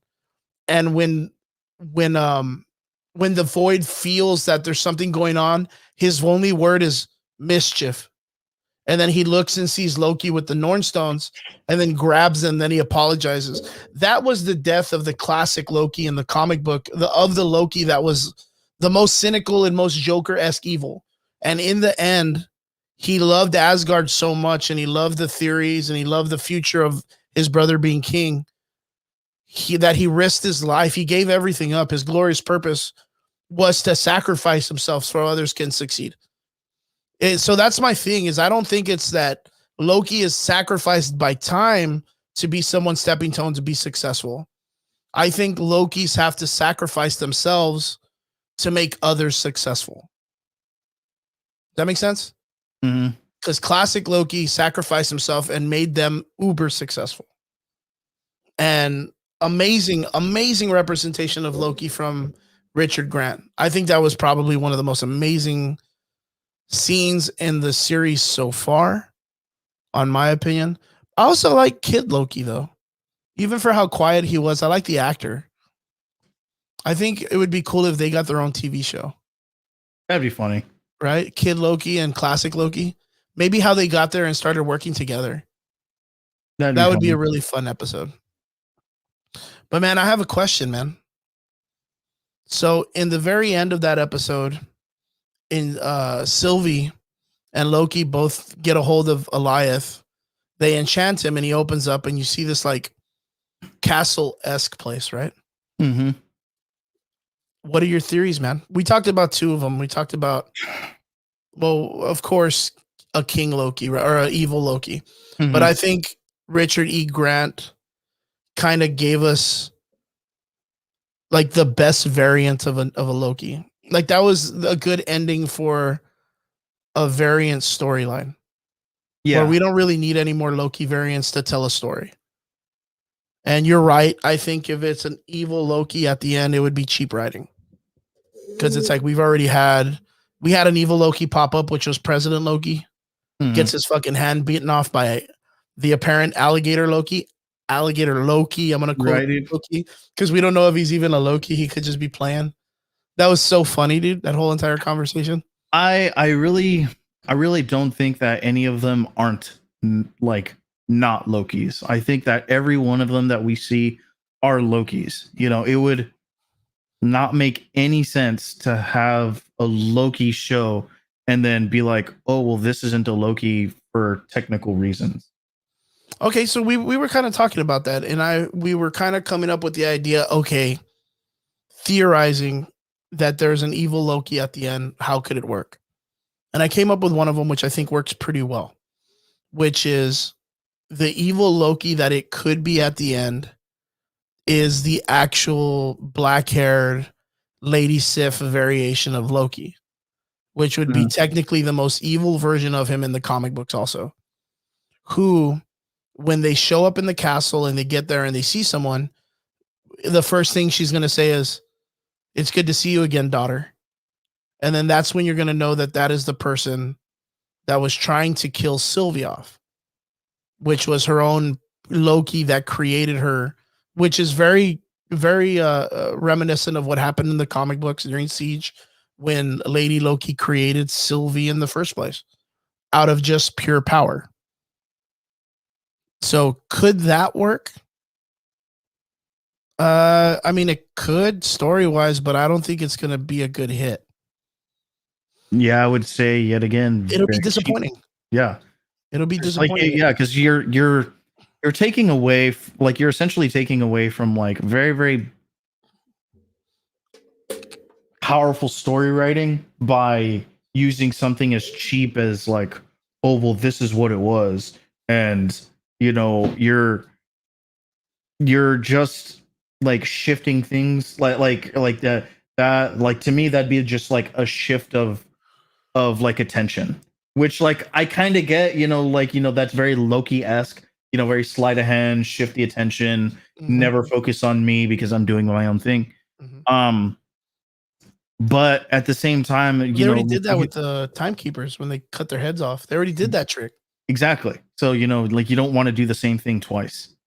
You know, it's one of those things like, you know, you never run the same gag twice. Yep. And, you know, you always want to stay fresh. And right now they have, you know, you always talk about potential, you know, like you're not just potential, but opportunity. They have the opportunity to set up, you know, the rest of phase 4 with Loki. Yep. And if they didn't, you know, hit on that, you know, they would be fucking shooting themselves in the foot, you know. And well, I mean, it goes off with the idea of then what is the purpose of these shows? If they're not setting up something else, if they're not giving us backstory to give us something, because the way I look at these are all the tie-in comic books. They should be, yeah. Yeah, that's what they kind of would be, right? Is the tie-ins, which would be like, yes, it's a side story. Well, I mean, even Kevin Feige is, you know, kind of stated that that's what these are. That these are just the the tie-ins, that they are not necessary watches to get the MCU for upcoming Phase 4. Yeah, I can see that. And I hope that's what they do. So, like, I guess the idea would be, who are our choices that it might be in the end? Immortus. Okay, so you feel like it would be Immortus, which, breaking it down again, Immortus was a Kang variant who actually worked in the TVA. Yes. And was one of the original primes of Kang. Yes, he is the original Nathaniel Richards. Okay, well that's good. My choice is, we talked about this earlier. This is a little bit more to the comic on how it kind of goes in this kind of route. I'm going to try to stick to the resource. Do I think it could happen? Maybe. But if they set the story up right. And my thing is, I think it's He Who Remains, which is this character who has kind of been like a wizard in the background behind the TVA in a lot of ways. Mm-hmm. He is really about the sacred timeline and protecting it. But the reason why, he's this older man that's kind of like on his way out in the comics. He's only come out in a couple times too. But he is protecting the timeline from Kang. So my theory is He Who Remains is purposely trying to stop and secure the sacred timeline and stop the Lokis, because Lokis are what they are. They're just chaotic beings. They destroy control. So them going after the TVA is kind of like, I think He Who Remains knew that Lokis would be that way. That's why he tried to trap them all in the end. But he was not able to stop these variants. So sooner or later, you get your one or two variants that break out. But He Who Remains is holding the timeline together so that Kang doesn't come back in time and take over the timeline. And I think in the episode at the very end, He Who Remains is going to be on his last whim. Sylvia is going to kill him, and it's going to be like that call that Agatha told Wanda, that was, you don't know what you've done. I was the only thing holding him back. And then that's when you're going to get like your Thanos at the ending of Avengers movie, where he kind of like, to court death or to court humans or to court death, and he kind of turns around and smiles. Mm-hmm. And you might get some type of like, maybe like a cool glowing eyes shot, like the way they did the Timekeepers, of Kang himself.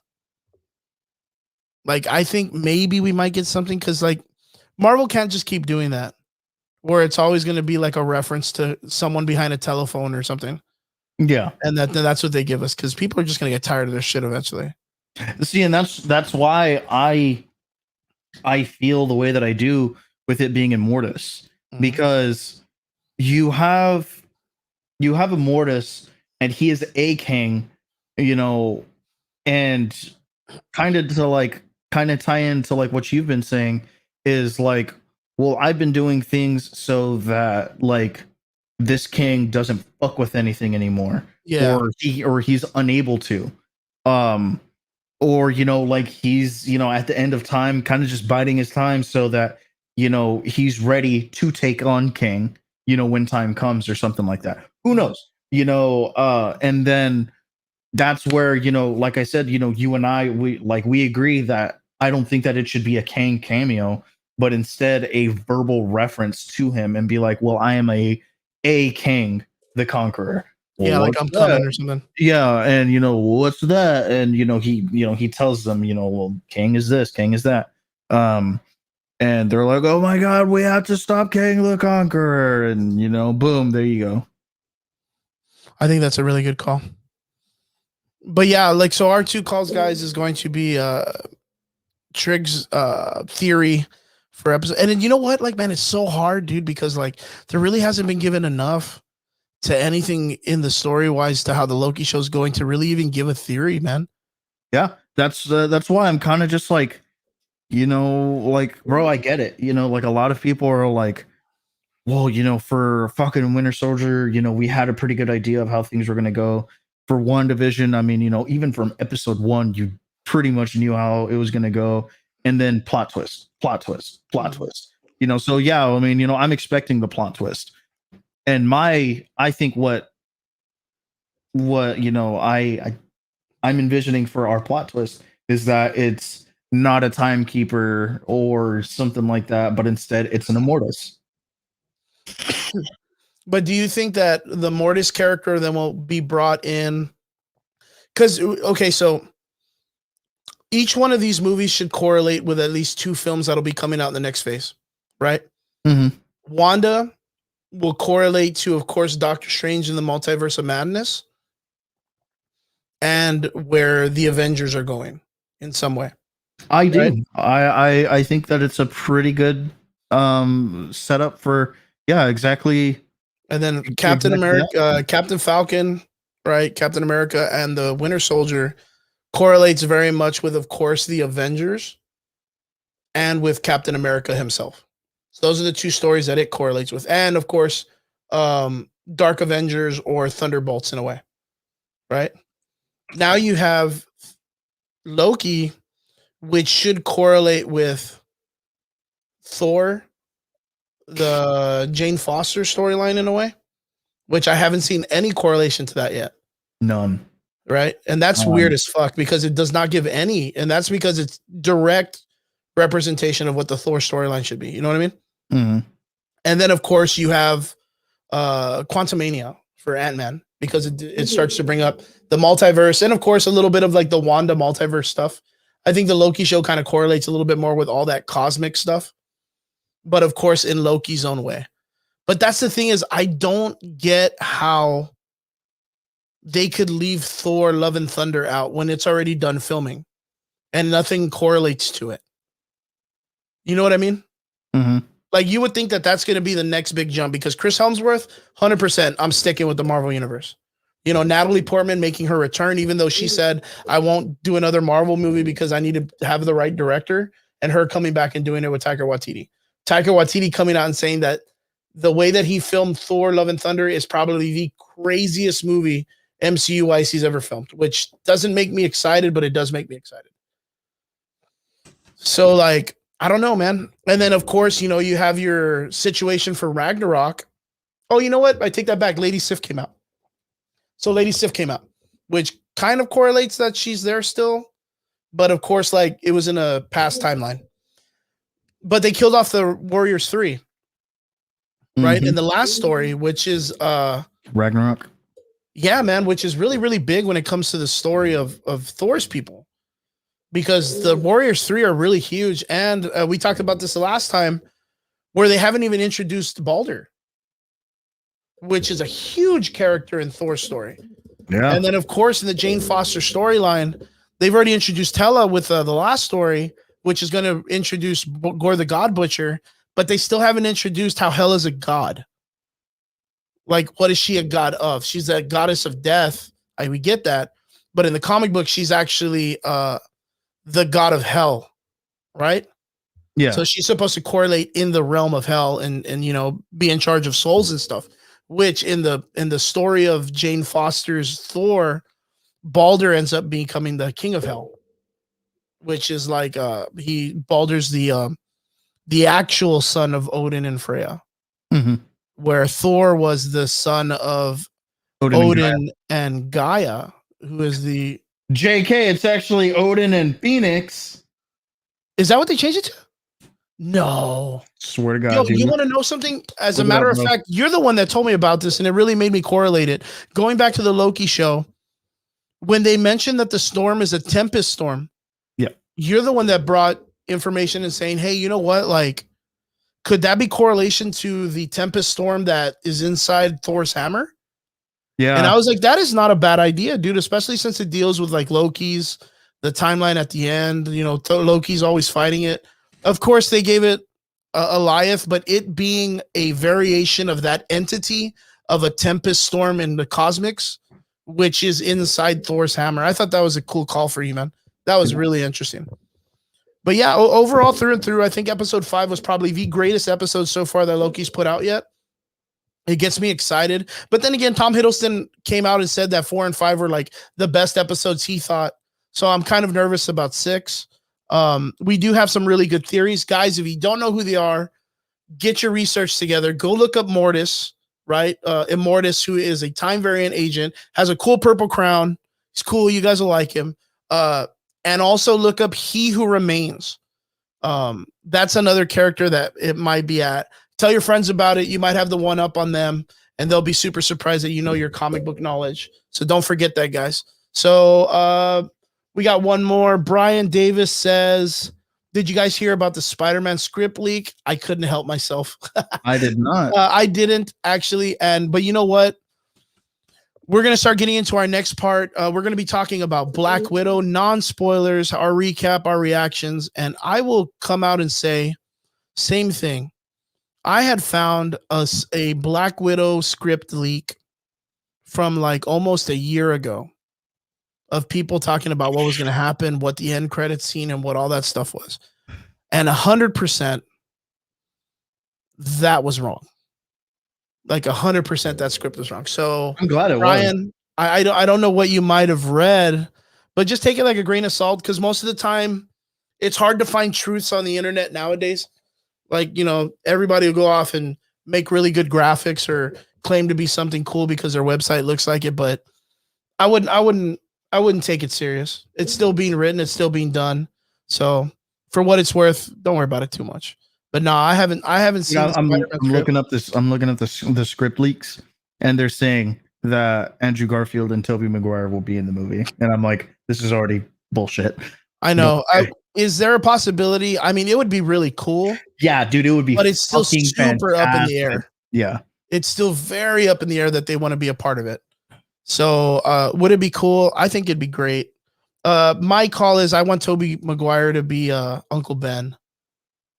I think that would be great. That would be super fantastic. I think it'd be super heartfelt to see what's his face, Peter Parker, see his Uncle Ben and it be another Spider-Man, and it kind of like tear him down and break his heart a little bit, especially since Peter Parker of our MCU is more of an Iron Lad than he is a Peter Parker, because he's more of a Iron Man's nephew than he is Uncle Ben's nephew. Doesn't even mention Uncle Ben. But here we go. Robert also says that he was lied to about Taskmaster. We're going to get into that talk too. And John, my boy, says, keep in mind, different scripts are used from one movie, then rewritten and actors change. That's a good point too. It's a really, really good point. Okay, so Triggs, here we go into the nitty gritty without any spoilers. Guys in the comments, try to maintain, don't mess it up for nobody. We're not getting too crazy about spoilers, but let's get into it. Let's talk about our recap and our first reactions to the Marvel film that was released this past week, Black Widow with Scarlett Johansson. Through and through, what'd you think about it? Oh, I loved it. I thought it was cool. It was not anywhere near as hyped as I thought it was going to be, you know, and my expectations were not like, oh my God, dude, this is going to be like the 100% best thing I've ever seen in my life. No, honestly, this reminded me of Phase 1 vibes. Like everyone getting their introduction story, everyone getting their introduction movie and stuff like that. The big explosions and like the huge plots and stuff like that. Yeah, dude, it was cool. But it reminded me a lot of Phase 1, you know, and, you know, it is what it is. And I did not dislike this movie whatsoever. I just thought that this movie gave us exactly, you know, what I thought it was going to give us, you know, that it was, you know, supposed to tie up her story. And it did. Very cool. Very cool. I think it was well deserved. I think Scarlett Johansson has worked very hard, and just like Anthony Mackie, she reprised this role and gave it joy where people kind of cared about Black Widow again as a character. I think for what it was at the time, Black Widow was always this like, just this like a support character for Nick Fury or Bucky or Captain America at the time. And then you actually get like, so this isn't really a spoiler, but it's more of because you've heard about this several times, but you finally get the events of Budapest. Yeah, you actually get reference to the things that she's been backing up all this time. About Budapest, and like I'm like, okay, so that's what happened in Budapest. Now the crazy thing is like you can reference Budapest in the comics, but you can't reference it as easy as they did for this film. Yeah, because it's like all over the place. You have to remember that when they wrote Black Widow in the comics, she was literally like James Bond of the comic books. Same thing with Nick Fury. So everything is like tips and tricks and cuts and corners all over the place. And even in the comic books, it's confusing. But this one kind of put it through straight through and through, which was really, really good. Was the movie all that it was hyped up to be? We talked about that. I don't think it was. There were some misses for me in some parts. There are some really big arguments that are amongst a lot of the community right now that the movement for like the SJW and the women's empowerment movements and all this other stuff, that the movie really pushes on that. I think the actress Scarlett Johansson made some points or made some calls to say that this was her Me Too movie for the character, which again, this goes off of the idea on when you add politics to stuff, that when you add your own political agenda, sometimes it bites you in the ass. Mm-hmm. The character of Black Widow, yes, has always been over-sexualized throughout the years of comic book history. This isn't something new. This is like, it's been going on since the beginning of time. There's artists that always drew either her with huge boobs and a big butt and a very like tiny waist that just doesn't make sense, or she's always in a weird pose that is almost unrealistic to how females actually stand. And there have been pushes and pumps that have been made at it for a very long time. Right now they're taking stances on it better. But for what it's worth, I think the Black Widow story has a better way of making a women empowerment story than Captain Marvel did. So Captain Marvel, they try to do the same thing with this women empowerment thing. She's the strongest character in the universe now. She got her powers from an exploding spaceship. She got her powers from another super strong female character, which was actually a male character. Where without any bullshit, in all reference to the comic books, that Black Widow was raised as a female to be an assassin and was raised by a bunch of other females who were either kidnapped, picked up, or parents were killed and fostered or orphaned. And they were picked up and taken to this place and turned into assassins. That's like literally every assassin story, male or female. Like that's nothing special. But what made this one kind of interesting to me, which, I was a little bit like, I guess taken, was like how the villain had pheromones. Yeah. Yeah. I thought that was a real, like, okay, cool. Like, so I didn't quite understand it.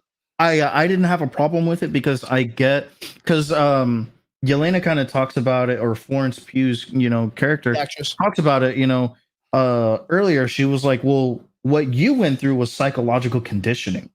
Yeah. So like, and pheromones are used in psychological conditioning. It's one of those things, like you smell it, you have a memory, it's what's called sensory memories. So you use that, you smell something, whether you're aware of it or not, it triggers something in the brain. And, that's why she's like conditioned not to do that. And, that's why I kind of liked how, Melina was like, you just got to break your nose, dude. It's fine. Yeah, you gotta just break your shit. Just break your nose. It's fine. Yeah, it was well, because every character has that. Yeah. Every Black Widow is hit with that pheromone thing. But like, I don't know. Like, I could see where they have these like the intonations of like an abusive male character, and then being that all the other male characters, for what it's worth, are kind of made a little silly. You know, look at what they did to the Guardian, man. Oh yeah. Like, the Guardian was an equivalent to Captain America in Russia. And claimed up and down that he fought Captain America. Yeah. When and like that in this fucker one, they goes- kind of like, yeah. and you know what? Like, even with the aspect of it, like the Red Guardian was also a relationship to Black Widow, not a father figure. Like, she dated that dude. So like the way they kind of like made it to where Man, you Homegirl's know, been the around. family, for what it's worth, like Black Widow always claims that she never had a family, but it seems that she did. It really, really seemed that she did. And in the other parts of the movies, like when she claims that she was always alone, she necessarily really wasn't alone. But then Hawkeye never showed that he had a family either. So like these espionage characters on keeping their histories like secret, pretty good. You know, there were some parts of the film that were kind of obviously done that way because, you know, EXO, Deuce Moxie, and that kind of stuff. I think like Taskmaster, like that character, when him and Black Widow first run into each other on the bridge, I thought that was very like, okay, cool. Like, how did he know? Mm-hmm. Like, how did he even like figure out that, like, that she was around there? Like, and it never really explains that either. I'm not really saying it as a spoiler because we know that they're villains and they're gonna fight each other. But like, yeah, like they just meet up and all of a sudden, like, you know, she's all like off the radar, and then all of a sudden he just like boom shows up, and I was kind of like, wait a minute, how did he even find it? But I'm guessing it was because of the box that she had. Maybe it had like a tracker or something. Yeah, you know, because It didn't really explain it though. Because it seemed like that's what, you know, Taskmaster's, you know, real focus was. It's just that, you know, Natasha happened to be in the way. Yeah, of course. And I thought that was really cool. Where like the moment the box was removed from the situation and she was kind of like chilled out, Taskmaster was like, bet, where's the box? Yeah. And he like left her alone. And if she didn't engage, it wouldn't have worked. Yeah. So I thought that was very cool. I was kind of disappointed with the Taskmaster story. I see why. I wasn't a fan of it. Yeah, I mean, for being a comic book reader, knowing who Taskmaster is in the comics and what he does, like, and then me thinking that I 100% knew, and then yeah, who he was. Yeah, I was like, what the fuck, man? Yeah, it was a little weird. Yeah. The person they chose to be Taskmaster was a pretty well known person. I'm glad that the actor came out, because I have not seen that actor in anything in a while, right? In a minute, dude. Yeah, so it was cool. It was cool to see them back at work. I don't want to explain who it is or what. We just saying that the actor themselves. I'm trying to say as gender neutral as possible. Gender neutral as possible. The Red Room idea, I thought was very cool. Where it was located I thought was really cool. I don't know. There is, you know, you mentioned it very well earlier, and you said it was very Jason Bourne. Yeah. And I liked that. I liked how, you know, like she's in an RV in the middle of like a park somewhere, and she just like disappears and like no one knows who she is. Yeah. I like the relationship between her and Yelena. And I think Yelena is a very, very great actress, and her attitude is very funny. And I think she will bring a whole new dynamic to the rest of Phase 4 as the new Black Widow. Do I think this is it for Scarlett Johansson? Like, you think that this is it? Like, yeah, I think Florence Pugh, you know, will probably do 3, maybe 4 more movies. Mm-hmm. That's it. I don't know, man. I personally don't know why people end up doing like a couple movies rather than staying long terms. Well, they know they make good money. So from what I've read, and this has come out on some pretty big publications, is that Marvel is no longer doing 9 movie contracts. They're just doing like 3 movie contracts now. Mm-hmm. Oh yeah, Marvel came out and said they're not going to do any more long terms, right? Yeah, because during the Marvel Cinematic Universe, they were doing like 9 films. Yeah, that they were doing 9 film contracts. Yeah. So And a lot of these actors were burnt out. burnt out. In a sense, they were burnt out. And it happens 100%. And it's one of those that, like, okay, we've seen the error of our ways, and we're gonna alleviate these actors where we can get them out, but still give them the room to come back. Yeah, that's what I see. I see that there's like an opportunity, right? Yeah. Because it's still a wrong that's written in the Marvel universe that Black Widow had to give her life to secure the stones. Mm-hmm. And I think people will look at that. But then again, like in a way, they did kind of fix that with Gamora, which was weird. That they were able to pull her out of a multiverse and bring Gamora back in a way. Right? Which means they could go back and pull Black Widow out. Yeah, you would think that they would do that, but I'm sure that Scarlett wants to go onto other projects. Yeah, I mean, I can see that as an actress, right?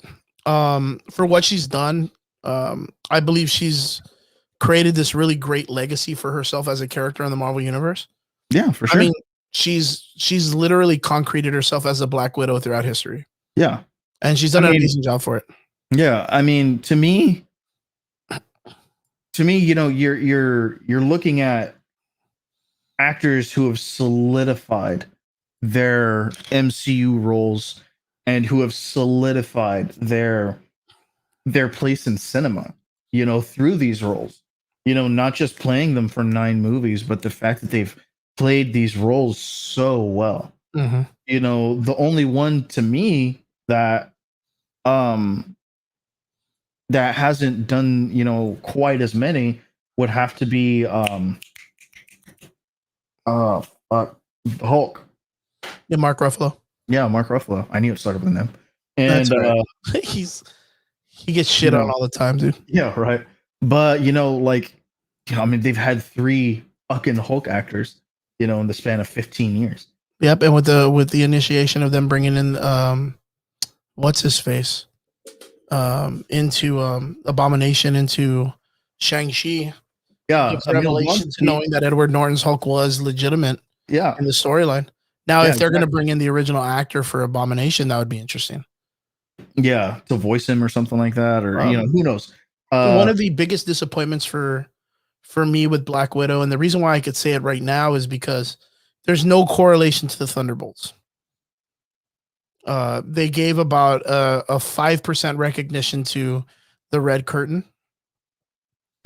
And of course, it for what it's worth, one character from a Disney Plus show shows up for like 10 seconds. So it's not even like the Disney Plus shows had anything correlating to Black Widow enough that they made it last, like they didn't bring it to the theaters sooner. So that was my biggest thing, is the reason why I would give this like a 5 or a 6 was because Marvel 100% wanted to money grab Black Widow and get as much money as they can. And that's because you posted it was a 7. I fucking knew you were gonna listen. No, I mean, for what it's worth, I mean, the movie's good. Like, it's fun. I can go back and I can watch it several times, which I probably am, because the action's good. The chemistry between all the different characters is fun. For what it's worth, I think Black Widow, so Scarlett Johansson's character, I think her character and Yelena are really great. And I think Yelena's a really great actress.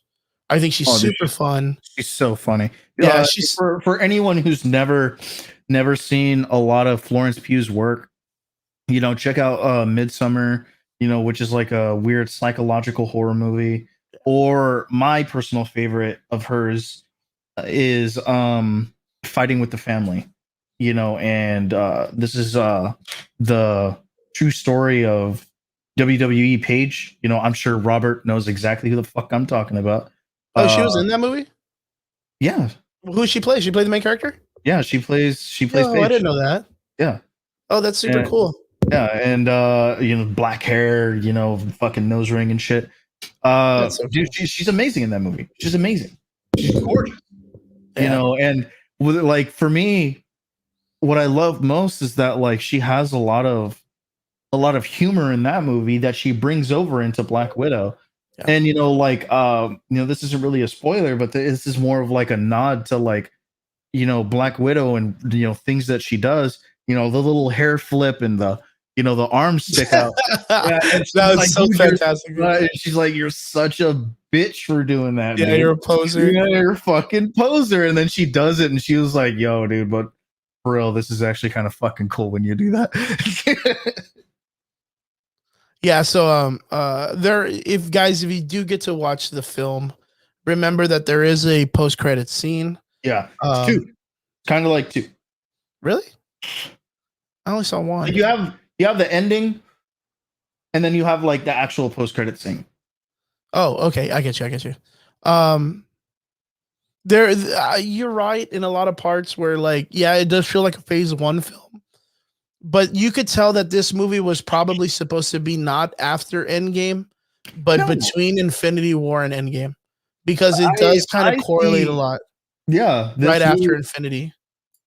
I mean, it's just questions were answered for Infinity War. Well, it led up to Infinity War. Yeah, so I would have kind of figured it would have been released before that. Yeah. Like, so, for what it's worth, like I said, like, this movie is still kind of up in the air for me. I have to watch it maybe like 1 or 2 more times to really let it sit in. There is a part of me that feels that the Guardian and the other character, their stories are kind of slightly rushed and looked over too much. They don't give them enough time. And the climax of the finale of the film is very pushed and rushed, because I guess like maybe they didn't really like cut the script down to the right size. And I don't know. It was very rushed at the end. There are some things I didn't like, which I'm guessing me and Trigger will maybe this weekend get together online and throw together our actual spoiler discussion and then put it up just in the group, like just to kind of have a little bit of extra content for you guys. We could definitely do something. Yeah, we could do something on the weekend, because I know that a lot of people haven't been given the opportunity to sit down and really watch the film. I want to get everybody caught up on it, give everybody a day or two, and then us, give a good spoiler discussion, talk about it, and see where it goes from there. For what it's worth, the ending really does give this really weird correlation onto where the Marvel universe is going to go. But it's still very up in the air. I still don't got enough information to really go off of any theories. But yeah, the movie was fun. It was very Jason Bourne. Very the action was great. The villain guy was good. I think he did a pretty good job. And the idea of how they foretold women empowerment in this wasn't too bad. It wasn't too bad at all. What I didn't like, and like now that you kind of mentioned that, what I didn't like is that the main bad, that even though he was talking about that, he saw, like, yes, it is very much about, female empowerment, but he saw them as lesser, and it was kind of like that was the whole point of Scarlett Johansson saying that this was her Me Too movement. Yeah, because it was based on a very male empowering, physical abusive towards female roles. Yeah, and you see that a lot in this movie. You will see quite a bit of that. Yeah, and, you can't tell me you didn't feel something on that last like scene when Scarlett Johansson was like encouraging him to like hit her. I was like, yo, dude, that was oh man, I was I was the like, man part of me was like, same. Every time he struck her, I was like, I want to hit this motherfucker. Yeah, dude, hard, part, and I mean, what movies are supposed to do. That's the exact thing that like movies should be doing. You should be getting an emotional reaction out of this. You watch movies that you want to feel engaged in. You want to feel like like you can just reach into the screen and interact with it. That's what these new age cinemas or trying to give you, they don't always do that, but the fact that there was an emotional response from the both of us, at a particular point in the movie, I think is, like if we were to tell Scarlett Johansson, like, yo, I felt that, like, man, I was heated when that shit was happening. Yeah. She'd probably be like, that's exactly what we were trying to get. That's exactly what we were trying to get. Thank you. That's the exact response that we want. And there's some heat, man. There's a lot of heat. There's a lot of people that they don't like the Me Too movement and they don't like the SJW movement of the comic books, which I'm 100% against when comic books rush that shit and don't give it proper story. Yeah. And don't give it proper attention as to giving it real relation into what's going on, or at least have some type of respect for the situation. Scarlett Johansson herself has risen this character from the very beginning. Yeah. She's put her time in. It wasn't something that it was just rushed and everyone was like, she's gone above and beyond with this role. And my question to those people that think it's a little too push on, women empowerment and all this stuff is what would you, or how would you write a situation for that type of situation in a film? You have a guy who runs you have a guy. Sorry, my camera just stopped.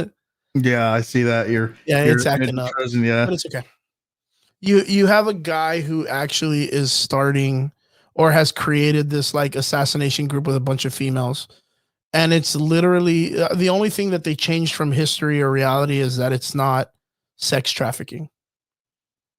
That's literally the only thing that they changed, is that the idea of him picking up girls that are thrown away or, kidnapped or runaways or whatever, and he's picking it up. It was that they're just not sex trafficking children. Mm-hmm. That's literally what they correlated it to. They changed the Black Widow program into this idea that it's very similar to the same blueprint, but it's not sex trafficking. And I'm glad that they didn't do that.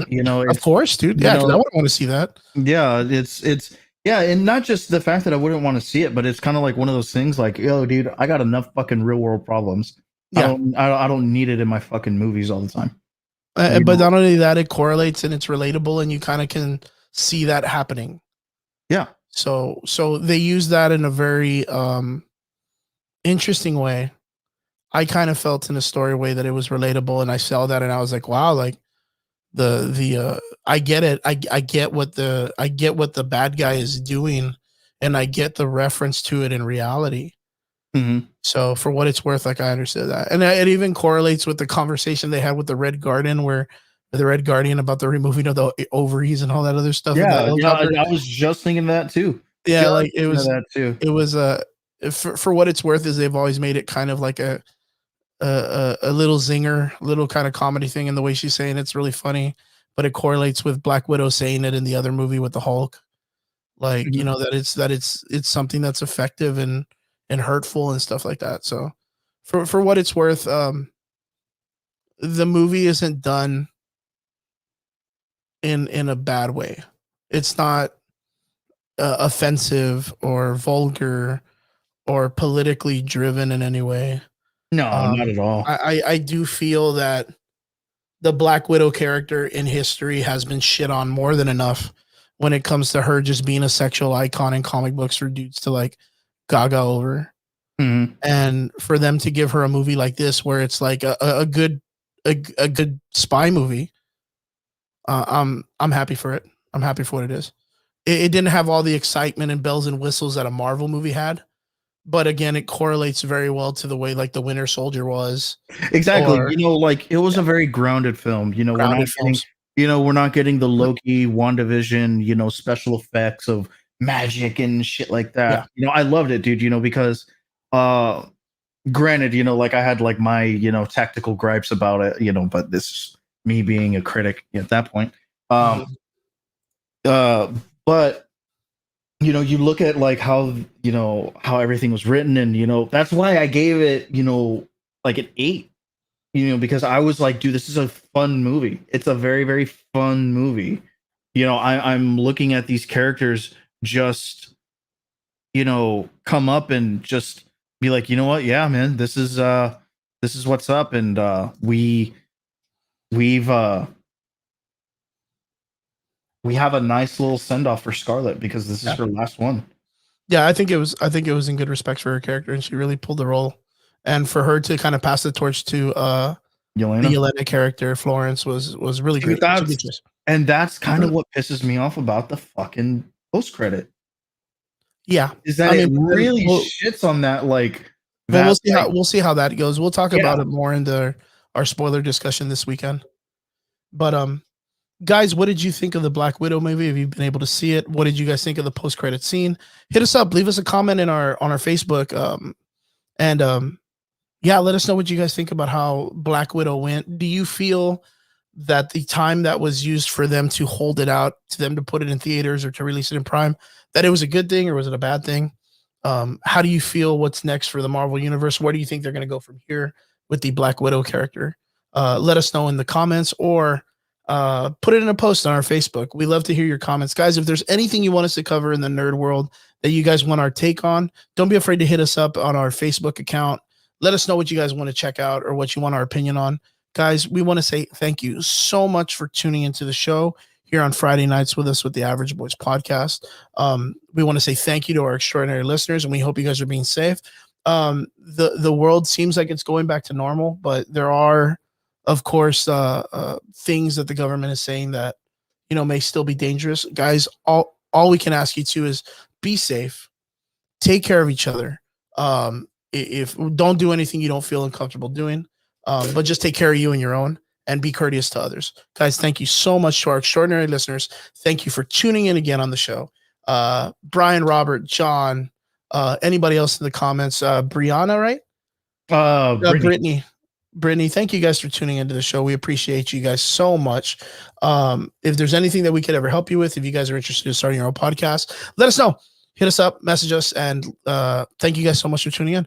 And we'll see you guys again next Friday here on the Average Boys podcast, 9 p.m. Don't be afraid to follow us on Spotify or Google or Amazon or anything like that. And we'll see you guys again next Friday. Peace. Have a good weekend. Laters.